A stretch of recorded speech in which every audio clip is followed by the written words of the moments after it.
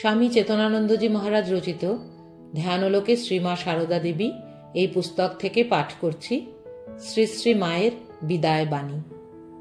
মূল্যবান বা গুরুত্বপূর্ণ কথাটি মানুষ শেষ সময়ে বলে। জগৎ থেকে বিদায় নেওয়ার প্রাক্কালে শ্রী শ্রী মা মানুষকে অদোষদর্শী হতে বলেছেন। দোষ গুণে মানুষ, আমরা পারফেক্ট নই, তাই পারফেক্ট হওয়ার চেষ্টা করছি। একেই বলে ধর্ম। স্বামীজি বলেছেন, religion is the manifestation of perfection already in man. কথায় বলে, চালুনি বলে ছুঁচকে তোর পিছনে একটা ছেঁদা। চালুনি নিজের অজস্র ছেঁদা দেখতে পায় না। অধিকাংশ মানুষের এই রকম স্বভাব। শ্রী শ্রী মা বলেছেন, মনেতেই সব, মনেই শুদ্ধ, মনেই অশুদ্ধ। মানুষ নিজের মনটি আগে দোষী করে নিয়ে তবে পরের দোষ দেখে। পরের দোষ দেখলে তাদের কি হয়? নিজেরই ক্ষতি। আমার এইটি ছেলেবেলা থেকেই স্বভাব যে আমি কারো দোষ দেখতে পারতুম না। আমার জন্য যে এতটুকু করে আমি তাকে তাই দিয়ে মনে রাখতে চেষ্টা করি। তা আবার মানুষের দোষ দেখা? মানুষের কি দোষ দেখতে আছে? ওটি শিখিনি।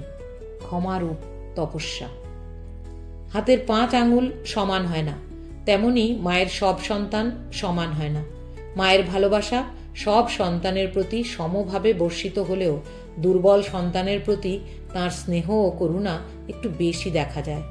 স্বামী ভূমানন্দ আমাদের একটি নতুন তথ্য জানিয়েছেন। কলিকাতা মায়ের বাড়িতে গোলাপ মা ঝিকে গালমন্দ করিতে করিতে উপরের ঘরে আসিলে মা বলিয়াছিলেন, কি হয়েছে গোলাপ?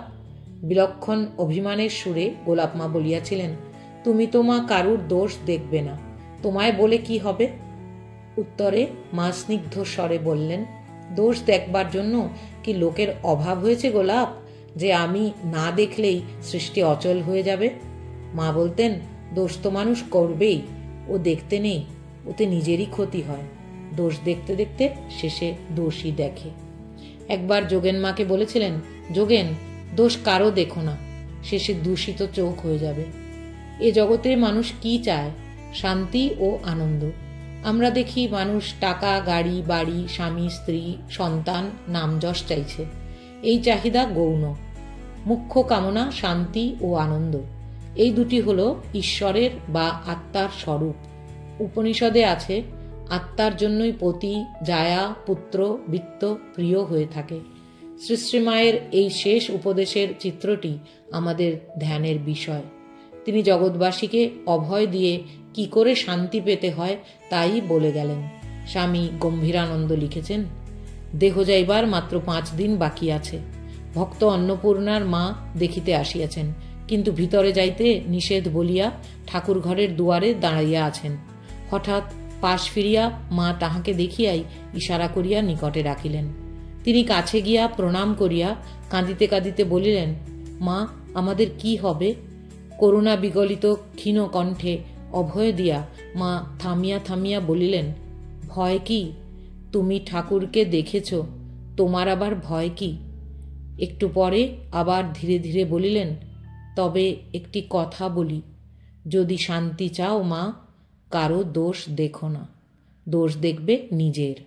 জগৎকে আপনার করে নিতে শেখো, কেউ পর নয়। মা, জগৎ তোমার।